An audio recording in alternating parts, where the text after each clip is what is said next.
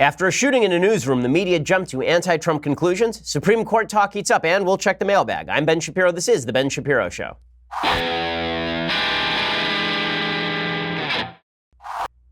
Oh, tons to talk about today, and we'll get to all of it. First, I want to remind you that we have a special live stream coming up this Monday, July 2nd, 7 p.m. Eastern, 4 p.m. Pacific. We're going to be joined by special guest Jordan Peterson to celebrate Independence Day because he's the world's foremost Canadian. God King Jeremy Boring is going to host a new edition of Daily Wire Backstage with me and Andrew Klavan and the execrable Michael Knowles to look back on our country's birth and look ahead to its future with an ignoramus like Knowles and a very well-informed Canadian like Jordan Peterson. Subscribers will even be able to write in live questions for us to answer on the air again. That is this Monday, July 2nd, 7 p.m. Eastern, 4 p.m. Pacific with special guest Jordan Peterson. You can find our special live stream on Facebook and YouTube. You're not going to want to miss it. Also, you're going to want to check out Omax. And the reason for that is because you're not as healthy as you could be. Omega-3s have been touted as one of the healthiest supplements you can find. But the reality is they're even healthier than that. Try omax.com/Shapiro and you can get a box for free. That's a free box of Omax 3 Ultra Pure, which is the purest omega-3 supplement on the market. Over 75% of Americans don't get enough omega-3s in their diet. You're probably one of them. So here's why they're important to your health, really.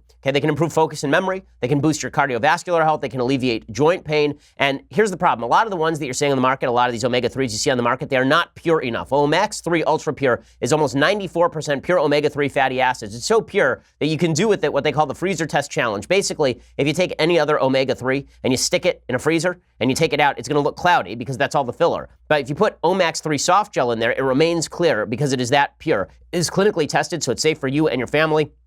Omax 3 is the purest, most potent, most concentrated omega-3 on the market. You're going to want to use it whether you are an athlete, whether you're a student, or whether you're just somebody who needs a little bit more focus. Omax 3 comes with a 60-day money-back guarantee, so you have plenty of time to try it and really feel that Omax difference. You're really not risking anything at all. Go to tryomax.com/Shapiro today to get a box of Omax 3 Ultra Pure for free. That's tryomax.com/Shapiro to get your free box of Omax 3, tryomax.com/Shapiro. Terms and conditions do apply. Okay, so yesterday, there was a horrific event. It happened at a newsroom in Annapolis, Maryland, at a place called the Capital Gazette. Nobody's ever heard of the Capital Gazette newspaper because it's a local newspaper. And a shooter walked into the building and proceeded to gun down a bunch of people. He killed at least 5 people. And this shooter was a peculiar human being, shall we say, aside from being evil. He apparently damaged his finger so that he could not be identified. And then the investigators had to use facial recognition to identify him. And the shooter had a history with the newspaper, it turns out, because he had sued them in 2012 for defamation after there was a story by a person who wrote for the paper about how this guy had basically harassed her online. And then he sued for defamation and he lost. The Capital Gazette reported in 2015 the suspect's lawsuit against the newspaper had been thrown out by a judge because the article was based on public records and the suspect presented no evidence that it was inaccurate. The Capital Gazette reported at the time that the suspect, who represented himself, appealed the decision to the Maryland Court of Special Appeals, which upheld the ruling in an opinion that was filed that day. A lawyer would almost certainly have told him not to proceed with the case, the court wrote. It reveals a fundamental failure to understand what defamation law is, and more particularly what defamation law is not. So why is this national news, aside from the fact that it's yet another mass shooting on American soil? The reason it's national news is because everybody decided it was very important to jump to conclusions. So a bunch of people decided online that they were going to jump to the conclusion that this person had been inspired by Milo Yiannopoulos. Now, I've been loath to say the name Milo Yiannopoulos because I find him a loathsome human being. But Milo Yiannopoulos has been sort of an alt-right provocateur for several years. He's the kind of fellow who once sent me on my son's birthday a picture of a black child because I was a cuck. Right? I was somebody who didn't care enough about the whiteness of the United States, and thus I would not have minded if my wife slept with a black person and had a black child. That's the kind of person Milo Yiannopoulos is. Well, Milo had said a couple of days ago, he was in a couple of exchanges with journalists, and he had written back to a journalist that he hopes the journalist gets shot. So the entire left decided that this was Milo Yiannopoulos' fault, the shooting. And then they decided also that it was Donald Trump's fault, the shooting. This is before we actually knew why this guy had gone and committed the shooting in the first place. And as I say, it turns out the reason that he committed the shooting is because he's a nut job who had filed suit against the newspaper and had a vendetta against the newspaper.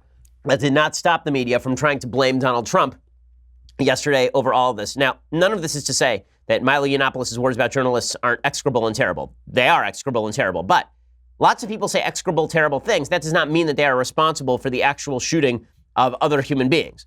Right? Unless you are actually telling people to go shoot journalists, you're not responsible for somebody going and shooting journalists. This is why when Bernie Sanders was blamed for the congressional baseball shooting by some, I said, this is not on Bernie Sanders. I don't like Bernie Sanders. I don't like anything that Bernie Sanders says, but we're on a very dangerous slope here if we're going to blame speech for the actions of people who are crazy, who go out and shoot other people.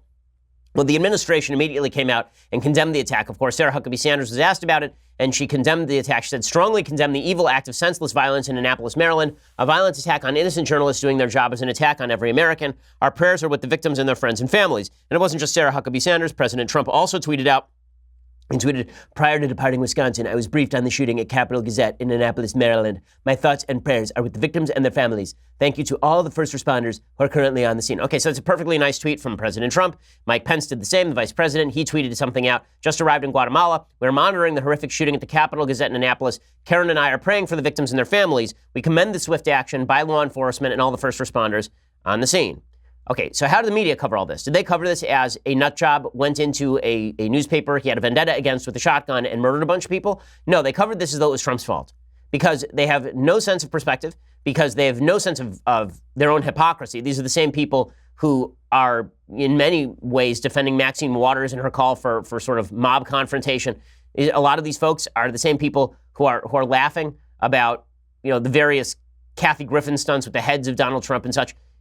These same people are saying that it is Donald Trump's fault when a person who is totally unassociated with Donald Trump goes out and shoots up a newsroom. And they dug up a tweet from 2015 in which the guy suggested that anti-Trump bias could be met with violence. But again, he had tweeted something like that. You can bring that tweet back up. He had tweeted something to the effect of he had tweeted something like, the newspaper was unqualified and it could end badly again. He tweeted something that the shooter tweeted, referring to Donald Trump as unqualified could end badly again. Okay, well, he wrote that in 2015, which is about the time that he had filed his lawsuit. His lawsuit against the newspaper had been dismissed, and Donald Trump had filed a lawsuit against Univision. So basically, the only threat that I can see there is a lawsuit threat, even though this guy was a complete nut. But a bunch of people in the media decided that this is Trump's fault, that Trump's language about journalists, the fact that journalists are booed at all of his rallies, the fact that people chant CNN sucks, this is responsible for some unrelated nut job going out and shooting up a newsroom, even though it's very obvious that this guy went and shot up the newsroom because he had a vendetta against the people at the newsroom. So Brian Stelter, for example, on CNN, he says this is the moment that so many journalists have feared. It's a moment that I think so many journalists have feared for a long time, regardless of whether this newsroom was targeted or not. This has been a fear on many journalists' minds. Okay, so it's not a fear on many journalists' minds. Okay, it isn't. As a journalist for nearly my entire life, an opinion journalist for my entire adult life, I can say that I don't have significant fear that people are going to randomly come into our Daily Wire offices and start shooting the place up, unless I were talking about an actual politically motivated attack. For Stelter to say that as though journalists have a special fear is just weird, okay? The fact is that journalists are not routinely targeted by the general public, and what he's really implying there is that the tenor of anti-media activity has grown so strong that people are going to go out and shoot people. So he's attempting to, in backhanded fashion, I think, blame President Trump. And it's not just him. There's a Politico reporter, Josh Meyer in D.C., who tweeted something out similar. He said, every journalist and those who support us should retweet this. I can't think of a single other president in my lifetime who would have acted like this. Perhaps he fears questions about whether his anti-media rhetoric played a role. And that was Josh Meyer referring to President Trump being asked about the Maryland shooting. So here are reporters harassing Trump about the Maryland shooting yesterday. Any words about the dead in Annapolis? Any words about the dead in Annapolis, Mr. President? Can you talk about the active shooters in Annapolis? Could you please talk to us about the dead reporters in Annapolis? Okay, so the reporters are screaming at him and they're yelling at him. This happens virtually every day, okay? I've been to the White House several times, and every day the president comes out and reporters scream at him and he doesn't answer their questions. It's actually pretty rare that the president breaks off and does like an impromptu press conference over this whole thing. He tweeted out what he thought about it, but this is being taken by Politico and others as evidence that Trump doesn't care if journalists get shot. And then Maggie Haberman, whose reporting I generally think is good, she came out and she did sort of the same thing. She tweeted this out. She tweeted out, this is the New York Times reporter blaming Trump. This is Maggie Haberman saying, supporting local journalism is important. What happened today is sickening. This alleged gunman appears to have had a long-standing grudge against the paper and little else is known so far. But Trump is the only president in memory to call the press the enemy of the people. Well, there's no connection between Trump doing that and the guy shooting up the newsroom. This is the attempt to make a connection, to make a connection between Trump's language and the shooting, I think is foolhardy. Now, again, I don't like Trump's language with regard to the press. I've been very critical of President Trump's language with regard to the press. When they report on fake news, I think that is perfectly, I think it's perfectly appropriate for him to say that fake news is fake news when it's fake news. But his tendency to call the press the enemy of the people, I don't like. I never have liked it. I've always thought that it was a serious problem. But the attempt to paint that as responsible for a shooting that he had nothing to do with is really quite amazing. It really is. And again, it was many members of the media doing this routine yesterday. For example, the editor-in-chief of Reuters tweeted something out along these lines. This is the tweet from this is 17. So this is the statement that was put out by Steve Adler, who's editor-in-chief of Reuters, regarding the Rob Cox tweet. So the Breaking Views editor, Rob Cox, actually tweeted about the shooting in Annapolis. Let's see the tweet first, and then the response from Reuters. So he said, "This is what happens when Donald Trump calls journalists the enemy of the people. Blood is on your hands, Mr. President. Save your thoughts and prayers for your empty soul. At least 4 people killed in Maryland newspaper shooting reports." Okay, so he's blaming President Trump for all of this. And the fact that the media are eager to leap to this. But, for example, when President Obama was incentivizing riots in places like Ferguson and Baltimore, or when cops were shot in Dallas, the media rightly said that this is not Obama's fault. It's not Obama's fault the cops got shot in Dallas by a Black Lives Matter ally. That's not Obama's fault. It's not even Black Lives Matter's fault, I think. But the media was in a real hurry to defend President Obama over that, but they are in a real hurry to blame President Trump for this particular shooting. So all of this is just disgusting, because if you're going to blame somebody for actual violence against somebody else, you ought to have some evidence that the violence is connected to the thing that somebody said. As in, journalists should be shot. Somebody goes out, reads that tweet, says, "Great tweet, now I'm going to go shoot journalists." Okay, that is a fair connection. But to connect vague language with regard to how much you dislike the media and how you hate the media with somebody going and shooting up members of the media, if we're going to do that, then every shooting in the United States can be tied to somebody else's First Amendment protected rhetoric. Because here's the reality. Incitement is not protected under the First Amendment. If I say, Mathis, shoot Senya, okay, that is not protected under the First Amendment. If Mathis goes and shoots Senya, I actually bear some criminal liability for incitement. Okay, but the same thing is not true if I would say, Senya is a really terrible producer and something bad should happen to Senya. Like that's actually First Amendment protected. It'd make me a piece of crap, right? It would be a bad thing to say, but it doesn't actually mean that I'd be responsible for something bad happening to Senya. By the way, nothing bad should happen to Senya. Senya is wonderful. But all of this said, it really is, it's amazing to watch as the media immediately mobilize to make a narrative out of something that does not meet the standards for that narrative. Okay, in just a second, I want to talk about how the left is, again, embracing a certain level of violent rhetoric and violence that is really disturbing. They're going to talk about President Trump being violent in his rhetoric. And the left certainly does not have clean hands on this. I have a clip from Michael Moore I want to show you in just a second all about this. But first, I want to say thanks to our sponsors over at ExpressVPN. So with all the recent news about data hacks, breaches, it's hard for me not to worry about my digital privacy, because the fact is that, I figure that people are always trying to grab my data, whether I'm at a public Wi-Fi or whether I'm just online generally. Every website you visit, it's pretty clear that every email you send, there are too many people who can have eyes on your stuff. And that's why you need a VPN. And you really should have ExpressVPN. ExpressVPN is the world's leading VPN provider. It lets you securely use the internet without being tracked by anyone, which is the way the internet should be. ExpressVPN keeps my online activity private and anonymous while I browse, email, download, or stream. ExpressVPN is great for streaming content as well. You can watch the World Cup without a cable subscription, which, if that's your thing, it's pretty awesome. ExpressVPN costs less than $7 a month and runs seamlessly in the background of your computer, phone, or tablet. It's super easy to set up in the first place. Their easy-to-use app encrypts all my internet data. It hides my IP address. It protects my entire connection. Take back your internet privacy today. Find out how you can get 3 months for free. So go over to expressvpn.com/Ben. I use ExpressVPN. Again, it was super easy to set up, and it really is terrific. expressvpn.com/Ben for 3 months free with a 1-year package. expressvpn.com/Ben for 3 months free with a 1-year package. Again, expressvpn.com/Ben to let them know that we sent you. Okay, so while the media have focused deeply in on President Trump's rhetoric about the press to suggest that he is responsible for a whack job who had a vendetta against a newspaper shooting up the newspaper, you've got people on the left who are mainstreaming mob action. One of those people is Michael Moore. Michael Moore has a new movie out called Fahrenheit 11/9, or it soon will be out. Fahrenheit 11/9. Of course, this is a play on Fahrenheit 9/11. 11/9, of course, this time refers to the fact that Donald Trump was elected because this is an emergency for our republic. The clip that he showed from his movie, by the way, is just awful. Now, I'm supposed to be on Bill Maher tonight, and I'm really disappointed because I can only be on Bill Maher for the first 15 minutes of the show. I would love to be on Bill Maher's show for the full hour, because then I'd be on a panel with Michael Moore, and I could ask him about his terrible preview. But I can't actually do that because Sabbath is coming in early, so I can do the first 15 minutes of the show, and I'm looking forward to that. But Michael Moore will be on the show tonight as well. Michael Moore was on Stephen Colbert last night pushing his new movie, and he started talking about incivility in our culture. Listen to how Michael Moore describes incivility, because it really is telling. The same left that says that we should really ratchet down the rhetoric, something with which I generally agree, the same left will at the same time say, well, but I don't really apply that to, like treatment of conservatives or treatment of Republicans. Like, that's a different thing entirely. Here's Michael Moore.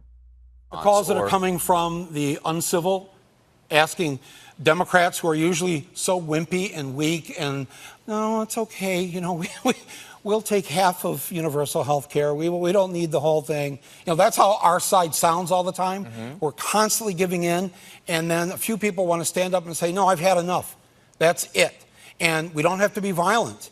We have to remain nonviolent, but, if the worst that's going to happen to anybody in the Trump administration is that they don't get to have a chicken dinner in Virginia, I mean, I don't know. The only way that we're going to stop this is eventually we're all going to have to put our bodies on the line. You're going to have to be willing to do this. It was funny. I was having lunch with a particularly famous Hollywood player yesterday whose name shall remain anonymous so he can continue to get jobs. And we were doing so at a restaurant in the middle of Beverlywood yesterday. And I was just looking around. We were talking. He was a Trump supporter. And we were just looking around and noting that this is a Tony, ritzy restaurant. Everybody in this restaurant is earning significant six-figure money. Okay, this is a very, very glamorous place. And we're sitting, I'm looking around, and I realized that everyone who's there sipping their bubbly water, everybody there who is sipping their Chardonnay in the middle of the afternoon, all those people think that we are living in the middle of a civil war and in the middle of a crisis. Right? As they're sitting there sipping their Chardonnay, they think that we are living in the middle of a fascist takeover of the United States. And it's just astonishing that this is how they think. Like, all those people would be nodding along to Michael Moore saying, we need to put our bodies on the line, as they sit there eating their $200 lunches, having driven there in their Porsches. And it occurred to me that this is all delusional. This is all delusional. Listen, we're in the political space a lot. We spend all of our day in the political space. I spend all my day in the political space. And it's easy to get caught up in the back and forth. It's easy to feel that politics is really fraught right now. But the reality is, if you took somebody from 1930 and you plunked them down in the middle of 2018, they would literally think they died and went to heaven. They would literally think that, right? They can get anything they want at any time for any reason. They are not going to be poor because poverty in the United States is better than wealthy people were living in 1920. Okay, and yet we still think that we're in the middle of this massive civil war. That has to stop. In a second, I'm going to explain why that has to stop. So the reason the reason that we have to stop with the crisis mentality is because crisis mentality leads people to the belief that harsh and sometimes evil action is necessary.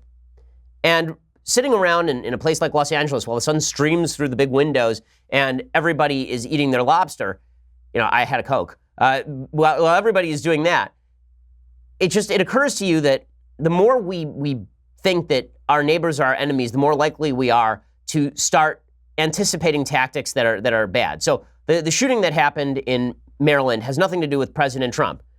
But I don't think it's questionable that the temperature in the country has risen to a certain extent. I'm trying to be reflective about this as I possibly can and honest with you.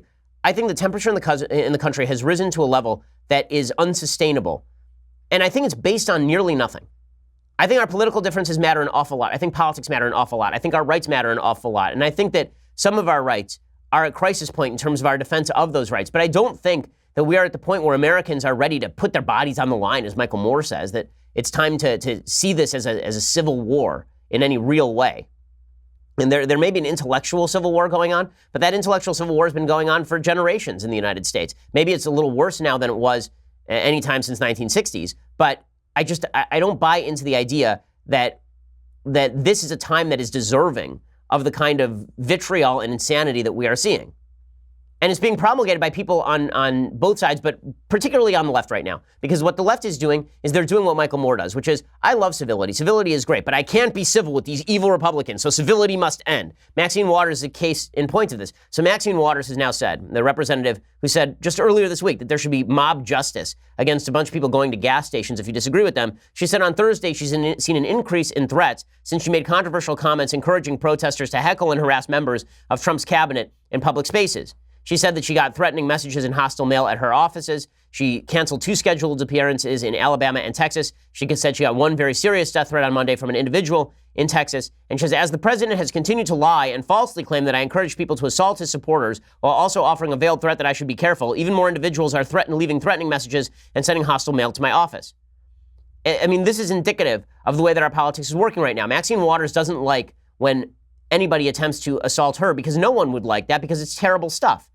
But then she'll go out and encourage people to assault people at gas stations. And she did encourage people to assault people at gas stations. The word assault, by the way, does not mean battery. Right? In the legal terminology, she encouraged people to get in people's faces at gas stations and threaten them. Okay, that is not battery. Battery is when I hit you. Assault is when I threaten you. She did encourage that.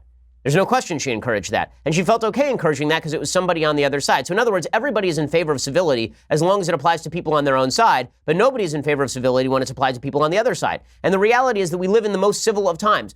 Violence in the United States is at 50-year lows. It is. The level of vitriol may be at a 50-year high, but violence in the United States is at a 50-year low. We're living in a pretty paradisical situation. The economy is doing great. There is no excuse for this level of insanity in our current politics. And yet, everybody continues to go insane. And that's only being exacerbated, of course, by the situation with the Supreme Court. Because now that Justice Kennedy has stepped down, the left is fully convinced that the right is coming for everything that they hold dear. Not understanding, of course, how the Supreme Court works in the first place, having used the Supreme Court as the tool of their leftist politics for nigh on 80 years at this point. The Democrats are now firmly convinced that the Republicans are going to come in, they're going to swoop in with the Supreme Court at their behest, and they're going to run roughshod over everybody's rights, and we'll be living in a Nazi state. This kind of insane, over-the-top talk is not good for the country. And again, I think there are a lot of people in the country who right now feel justified in being uncivil. Incivility can bleed into violence. I'm not going to blame people who are uncivil for violence, but I will say that when you raise the temperature every so often, you're going to get the pot boiling over. Right? When the temperature is room temperature in the pot, it doesn't boil over ever. When the temperature is a little bit high and then you put the lid on, then it is more likely that the pot is going to boil over. I think that the likelihood the pot is going to boil over right now is a lot higher than it has been in the past, and there is no real excuse for it. So I'm going to talk in a second about this fallout from the Supreme Court. But first, let's talk about the national debt. $21 trillion and counting. Our national debt, money we owe other countries, it is greater than the entire economic output of the United States. So if your life savings is tied to the U.S. dollar, you might want to ask yourself, what is your plan for inflation? What happens if the Chinese begin selling our bonds? Hedge against inflation and hedge against uncertainty and instability with precious metals. Gold is a safe haven against uncertainty. My savings plan is diversified. Yours should be too. It doesn't mean you should sell all your stock and put it all in precious metals, but you should certainly have some of your money in precious metals. And the company I trust with precious metal purchases is Birch Gold Group. Right now, thanks to a little-known IRS tax law, you can even move your IRA or eligible 401k into an IRA backed by physical gold and silver. It's perfect for people who want to protect their hard-earned retirement savings from any future geopolitical uncertainty. Look back historically. When the bottom falls out of everything else, gold is a safeguard. Birch Gold Group has thousands of satisfied customers, countless 5-star reviews, A+ rating with the Better Business Bureau, and y'all know about Birch Gold's free info kit, but for a limited time, qualified purchases can earn up to an additional $10,000 in precious metals for free through July 31st. Check it out at birchgold.com/Ben. Speak to a Birch Gold rep, mention I sent you. That's birchgold.com/Ben. Do it now. The offer only runs until July 31st. Terms and limitations apply. Ask your sales representative for details. As I mentioned, with the temperature on politics so high, the Supreme Court retirement of Anthony Kennedy is raising the temperature even higher. And I encouraged people yesterday to calm down about this. The reason I encourage people to calm down is because it is not the job of the Supreme Court, according to conservatives, to implement their preferred policy prescriptions. The Supreme Court is not going to rule tomorrow that abortion is banned across the land. It was the Supreme Court that ruled that abortion was legal across the land because the leftists on the court decided to use the Supreme Court as a tool of their will instead of a tool of judgment. The same thing was true of same-sex marriage when the Supreme Court decided unilaterally that same-sex marriage was now mandated by a document that was ratified in 1791 and an amendment that was ratified in 1868. Okay, that was the Supreme Court that did that. The way conservatives view the Supreme Court is that it's the job of the Supreme Court to essentially get out of the way when it comes to what states have to do, so long as it is in consonance with the Constitution of the United States. So the Supreme Court is not an activist Supreme Court. When conservatives run it, it strikes down a lot fewer laws generally. It gets involved in national mandates almost never.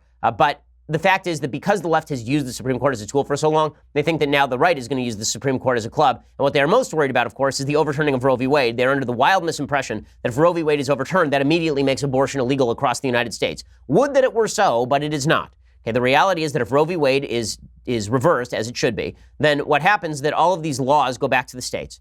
Right? All of these laws go back to the states. And so California will have abortion on demand and Alabama will not.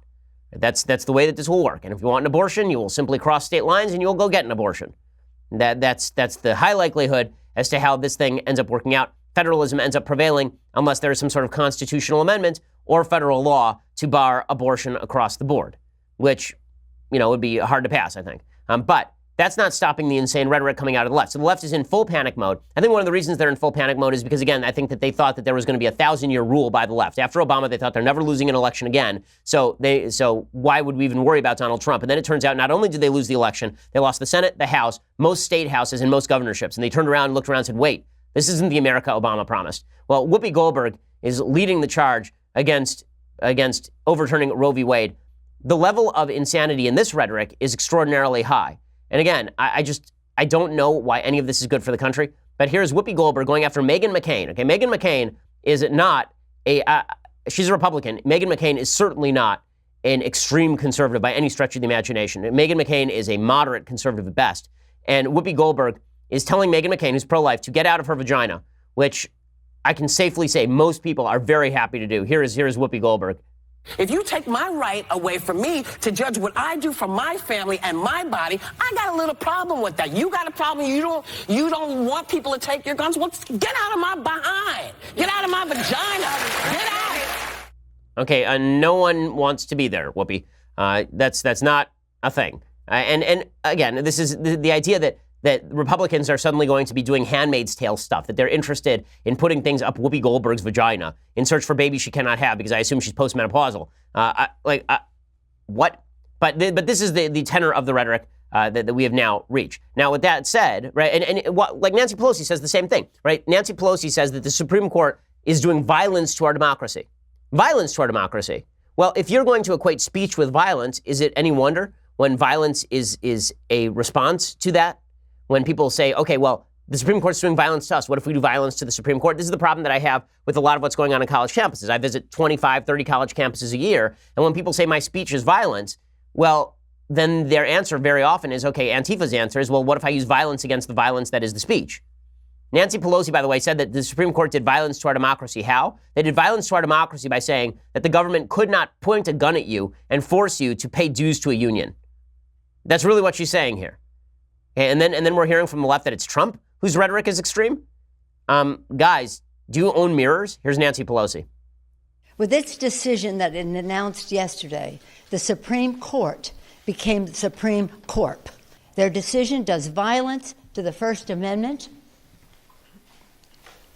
cheapening it and using it, stretching it as a rationale for this decision. Okay, so there we go. The Supreme Court is doing violence now. And yet, again, the left will blame Donald Trump for shootings at a Maryland newspaper. So it's all good. It's all good. Everything's fine. Nothing to worry about here. Now, as far as the Supreme Court seat, the only possibility that President Trump does not get his pick that he wants for the Supreme Court seat is if Susan Collins and Lisa Murkowski, who are the two most left-leaning members of the Senate caucus, decide that they are going to somehow hold up any Trump nominee unless that Trump nominee pledges fealty to Roe v. Wade. I don't think that's actually what's going to happen here. Susan Collins says that Roe v. Wade is settled law because she's wrong, but here's Susan Collins making that case. From my perspective, Roe v. Wade is an important precedent and it is settled law. Okay, it's always funny how people say things are settled law when they like those things, but the minute they don't like those things have to be overturned. So it turns out that one of the things that was settled law in the United States for legitimately the entire history of the United States is that traditional marriage was the only way marriage was done. Nobody said that was settled law. The minute that Obergefell happened, it was settled law. The minute Roe v. Wade happened, it was settled law, according to people like Susan Collins. But is Susan Collins or Lisa Murkowski actually going to hold up the show on President Trump's Supreme Court pick? I think not. And the reason is because no Supreme Court possibility is going to answer straight the question as to whether they would overturn Roe v. Wade. This is one of the sad outcomes of how we've done judicial nominations since the Bork era, which is that every judge now has the absolute interest in hiding their opinions for as long as possible so they don't get borked, right? Judge Bork, who was nominated for the Supreme Court by President Reagan, he was very obvious about his opinions and he openly answered questions about legal cases and then he was basically thrown out and not given a Supreme Court seat because of it, thanks to the machinations of people like Joe Biden and Ted Kennedy. Well, the reality is that most judges now are simply going to evade the question, so none of these judges are going to have to answer straight the question as to whether they would overturn Roe v. Wade, because no judge has had to answer that question in the last 25 years. So do I think that this is going to end up with Murkowski and Collins holding up a Trump nominee? I don't. I really don't, which is a good thing. So Trump ought to go for broke. Trump ought to go for the most originalist, textualist judge he can find. You should go for the home run, because there's no excuse for him not to get a home run out of all this. Okay, so in just a second, we're going to jump into the mailbag. But before that, you're going to have to go over to dailywire.com and subscribe. So for $9.99 a month, you can subscribe to dailywire.com. When you do, you get the rest of this show live. It means that you also get the rest of the Andrew Klavan show live. You get the rest of the Michael Knowles show live. Also, you can get the Matt Walsh show, right? So Matt Walsh does a show. If you didn't know about that, Matt Walsh's show, he does it actually from like his basement or from his car. And it is quite, I think it's pretty good. You should go check it out over at dailywire.com. You can also check it out at YouTube. So go check that out, as well as a columnist for our site, one of the more popular columnists at dailywire.com. You can get that with the $9.99 subscription and be part of the mailbag. So if you want to write me a question right now live, now's the time to subscribe. Also, for $99 a year, you get all of those things and this, the Leftist Tears Hot or Cold Tumbler, which has been overflowing with liberal tears the entire week, really. So go check that out, and it is wondrous. Plus, check it out because when you subscribe to our YouTube or to our iTunes page, when you do all that, you also get the Sunday special. And we have a great Sunday special coming up this Sunday with Adam Carolla. We have some really awesome ones coming up in future weeks as well. I can't wait to announce them to you because they're really just awesome. But go check all of that out. We are the largest, fastest growing conservative podcast in the nation.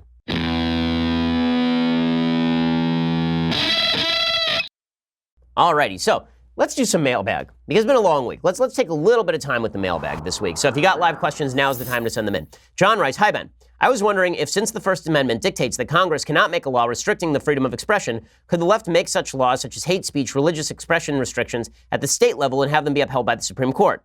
P.S. I wish we could vote for Supreme Court justices. You'd be my top choice. Thanks. Love the show and your work, John." Okay, so the First Amendment there are two questions here. One is, does the First Amendment, as it is currently constituted, does it stop hate speech laws, religious expression restrictions, etc.? The answer there is yes, unless the left takes hold of the court and uses the court as a club to beat to death the First Amendment like a horse in the street. But hate speech laws are unconstitutional because there's no actual definition of hate speech.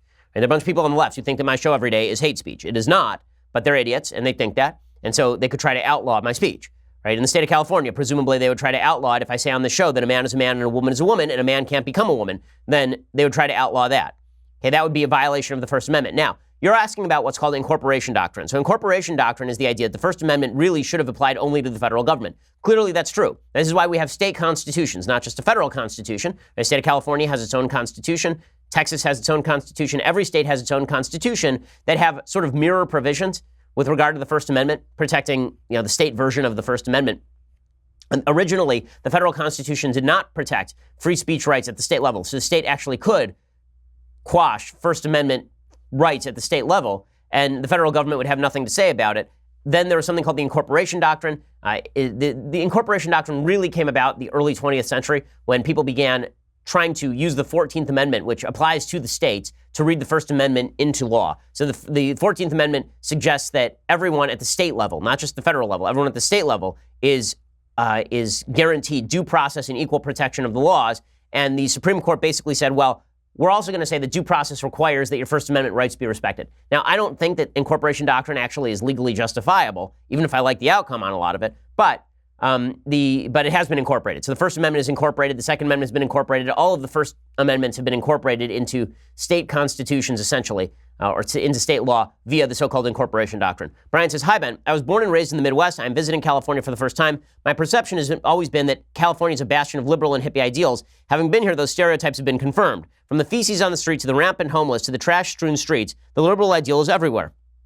My question is, how did California turn from a state created by the pioneer spirit, the state that gave us Ronald Reagan, to this? Thanks, and Shapiro for Supreme Court." Well, I'm glad that the groundswell for me for Supreme Court has been so successful. If it doesn't work out, then I'll just be here with you every day crying myself to sleep. But the reality is that California started down this sort of path in the 1990s.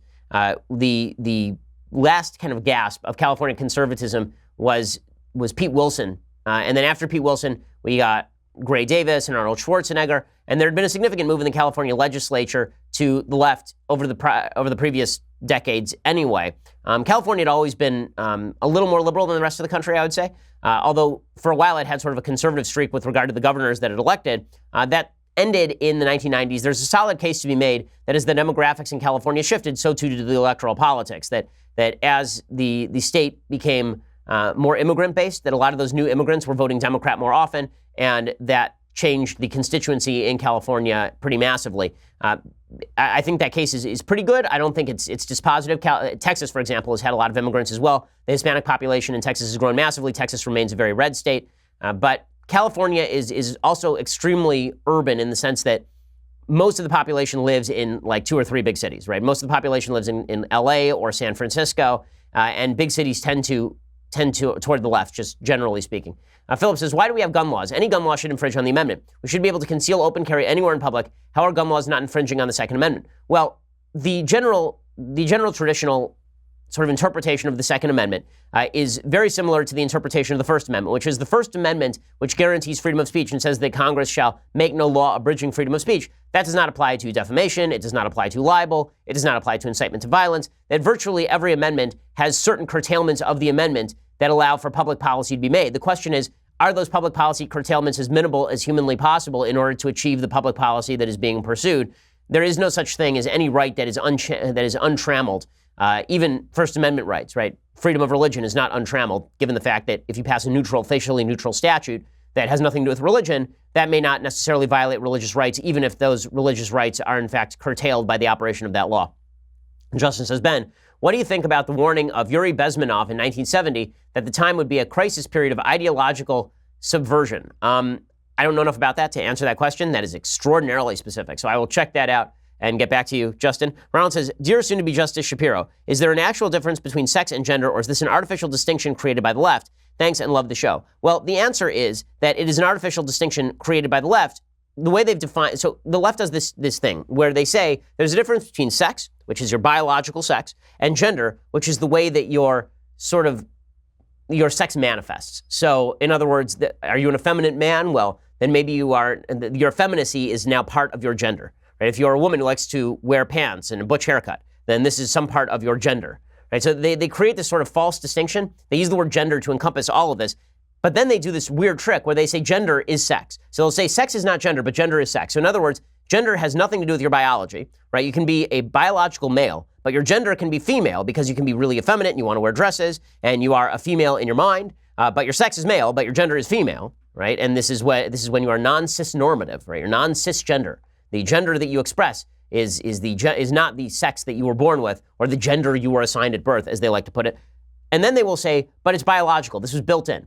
So in other words, sex is not built in, but gender is built in, which makes no sense at all. And they also like to say that sex and gender are completely disconnected. So there are all these inherent contradictions in the way that the left defines gender. If the left just wanted to say, listen, there's your sex, your biological sex, and then there's how that biological sex manifests in your daily behavior, there's nothing even remotely arguable about that. Of course, that's true. But the attempt is to say that you are a gendered female, but a biological male. And unless you are biologically intersex, there is no basis for this whatsoever. There's no basis for this because the left's argument is that if I think of myself as a female, I am a female. They're not saying that if I did a brain scan and it turned out that my brain worked like a female, then I'm a female. They're saying that the way that manifests in my behavior and my choices and my thinking, that's what makes me female. And that cannot be sustained on any logical level.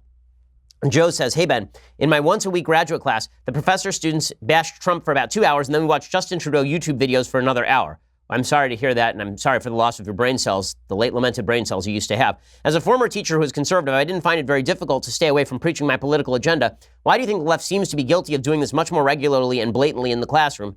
Thanks. Well, I think the reason is because many people on the left have a very difficult time distinguishing between their opinion and fact. I think this holds true across political boundaries. I think there are people on the right who have this trouble too. But when you live in an echo chamber like the educational system is, then you start to think that everything that you think about life is actually a fact because all your friends believe the same thing. This is why you'll hear people say things like, Trump is a Nazi. That's just a fact. You can't argue with that. Well, no, that's an opinion, and I certainly can argue with that. You know, there are certain things that are facts. 2 + 2 = 4. This is a fact. It is not a fact that Trump is a Nazi. That is an opinion and a wrong opinion in my belief with that. So I think that echo chambers tend to create a belief that your opinion is a reflection of reality rather than just a subjective interpretation of reality. Greg says, hey, Ben, if Mike Lee were nominated for Supreme Court, would he have to resign from the Senate before confirmation, which would complicate the numbers even more? Or would he still be a senator and be able to vote on his own confirmation? Well, that's actually really unclear. So theoretically, he could recuse himself, but I'm not sure that he actually has to recuse himself. So he theoretically could vote for himself. Even if he were to recuse himself, that slot would immediately be filled by the governor of Utah, who's a Republican. So you'd have a Republican senator in there voting for it. Plus, the Republicans have 50 votes. They would gain another couple of votes from the Democrats. I think Mike Lee would be easily confirmed. I don't think there's a lot of question about that. Jeremy says, hey, Ben, since Roe v. Wade is now front and center in the news, would you please explain the legal argument of the majority opinion in the ruling and what about it you think is so flawed? Thanks so much. Huge fan. Love the show. Okay, so we can go through Roe v. Wade in a little bit of detail here. Let me actually bring up the case. So Roe v. Wade was a case in which the Supreme Court decided that abortions had to be legalized across the nation. The case was Roe, who later, it turns out, became a pro-life person, sought to terminate her pregnancy by abortion. This is according to oyez.org, which is a really good place to summarize these cases. Texas law prohibited abortion except to save the pregnant woman's life. After granting certiorari, the court heard arguments twice. The first time, Roe's attorney could not locate the constitutional hook of her argument for Justice Potter Stewart. Her opponent, Jay Floyd, misfired from the start. Weddington sharpened her constitutional argument in the second round. Her new opponent came under strong questioning from Justice Potter Stewart and Thurgood Marshall. The court held that a woman's right to an abortion fell within the right to privacy, recognized in Griswold versus Connecticut, protected by the 14th Amendment. So as I pointed out yesterday, I said emanations from penumbras, and somebody said, right, that's from Griswold v. Connecticut. That's an earlier case. Griswold versus Connecticut was a case in the 1960s in which the court decided that it may have been 1958, in which the court decided that there was a right to contraceptives for single people. So I believe it was Vermont had decided, or Connecticut, rather, it was Griswold v. Connecticut. It was Connecticut decided that there's a law in the books that single people could not obtain contraceptives. And the court said there's a right to privacy that allows you to buy contraceptives. Now, where in the Constitution does it say you have a right to buy contraceptives regardless of your marital status? It doesn't, right? None of that is there. But they say they're emanations from penumbras. What they meant was that if you look at the Fourth Amendment search and seizure provisions, and you sort of look at them with squinty eyes, kind of like a magic eye puzzle, then you can get out of the prohibition of unreasonable search and seizure that there's a right to privacy. And then from that generalized right to privacy, we can then read into that there is a right for you to buy a contraceptive if you're a single person. Now, I think that decision is wrongly decided. And by the way, I think single people should certainly be able to buy contraceptives, but this is why I think legislatures are not judges and judges are not legislatures. With that said, you know, the stupidity of the idea that the Constitution mandates that is evident. There is no right to privacy, generalized right to privacy in the Constitution. There are several different aspects of what you could term a right to privacy: the right against unreasonable search and seizure, the right to free speech, right? There are certain things that you could look at the Constitution and say, that has to do with privacy, but there's no generalized right to privacy you can then take and implement. And that certainly would not apply to a rather non-private decision like having an abortion with the use of a medical provider. Right? It's so funny. When it comes to medical provision of services, the left believes that is a completely public act. Right? The left believes that the government should pay for that. That my dealings with my doctor should be subject to government regulation every single way, except when it comes to abortion, in which case that is completely private and you have no business saying anything about it. So Roe v. Wade was decided on right to privacy grounds. And then they made a secondary argument in Roe v. Wade about the issue of viability. The viability of the fetus. And so they said that laws in the third trimester might be okay because if you have laws in the third trimester, then you're talking about the viability of the fetus. Maybe the fetus can survive on its own, so maybe the fetus has some rights. They basically fudged the entire decision. It's one of the worst constitutional decisions in American history, just from a purely legal perspective. It's incredibly, incredibly stupid. So there is your brief summary of Roe v. Wade. Anybody who says Roe v. Wade is legally justifiable has never read the case. It's an insane case. Or they're so ideologically driven that they believe that anything is justifiable so long as they reach the conclusion they want. Elise says, hey, Ben, in the last episode of the conversation, you said your hot doctor wife likes to rip on you, which prompted me to ask this very important question. Has the thug life also chosen her? I would say that the thug life chooses her a little less frequently than thug life chooses me, but the thug life lives within her, just as the doctrine lives within Amy Barrett, who I hope President Trump nominates for the Supreme Court. The thug life lives within my wife. It comes out at random times. My wife is legitimately the nicest person ever. And like anyone in the office who's met her knows she's an extraordinarily nice human being. And it is so funny because every so often, it's usually once every couple of years, she will say something that is so cutting. And I'll look at her and we'll both just start laughing because it's so out of character. It's really, really funny. I had to marry a nice person. Otherwise, our kids would have been just the worst. So Jeremy says, let's see, we did Jeremy already. Spencer says, Which Supreme Court cases, in your opinion, contributed most to the expansion of federal power beyond the constraints defined in the Constitution? Furthermore, aside from the rulings you obviously violated the civil rights of minorities, Dred Scott, Plessy, Korematsu, which cases would you rank as the worst three in Supreme Court history? Wow. Okay, so there have been a lot of bad decisions in Supreme Court history. As I mentioned, Dred Scott, Plessy, Korematsu. I would say Wickard v. Filburn is one of the worst cases in Supreme Court history. That is a case in which a guy was growing grain for his own consumption in 1940s America under FDR. And FDR had passed all of these new laws that attempted to restrict the amount of grain that you could actually grow because he was trying to artificially boost the price of grain on behalf of farmers. And this person said, wait a second, like I'm not, in Wickard v. Filburn, the farmer said, I'm not even growing this for interstate shipment, right? I'm not shipping this across state lines. What does the federal government have to do with me growing grain for my own consumption? Right? Or even growing grain for intrastate commerce, like I'm just trading it inside the state. What does the federal government have to do with that? Wickard v. Filburn said anything you do that could possibly have an impact on a market is now considered interstate commerce for purposes of federal regulation. What that basically means is anything you do any day has federal implications, which is an insane standard, right? I mean, that standard basically suggests that you are, every time I flush the toilet, that has an impact on the water prices in the state of California. And that water price in the state of California has an impact on federal water regulation. And therefore, the federal government has the right to regulate how I flush my toilet. Legitimately, this is what the case was in Wickard v. Filburn. The Commerce Clause, which was designed to constrain the federal government, has instead been read to allow the federal government to run roughshod over everybody's rights as far as humanly possible. So Wickard v. Filburn is an awful, awful case. Other cases that are really bad, there's a case called Skinner versus Oklahoma, that is famously awful. Skinner versus Oklahoma, if I'm not mistaken, the case was decided by, was it Oliver Wendell Holmes? This was I'm trying to remember who actually wrote the decision in this. It was, written by William O. Douglas. So this was a law that permitted Skinner versus Oklahoma was correctly decided. It overruled another decision. Okay, so the other decision that it overruled was the Three Generations of Imbeciles Are Enough decision by Oliver Wendell Holmes. I'm trying to remember the name of the case. I don't want to screw it up. That would be Buck versus Bell. So Buck versus Bell 1927 is the one that I'm thinking of that's really bad, not Skinner versus Oklahoma. Buck versus Bell was a decision written by Oliver Wendell Holmes. Oliver Wendell Holmes was a proponent of eugenics, and the case basically said that a state statute permitting compulsory sterilization of the mentally disabled for the protection and health of the state did not violate the Constitution of the United States. Yeah, that's an insane decision. It's a fully crazy decision, a decision so bad the Nazis actually cited it at the Nuremberg trials to show that they were not outside the mainstream of Western political thought when they started using sterilization against their political opponents. So Buck versus Bell would be up there. So I've done Wickard, Buck versus Bell, and I mentioned Roe already.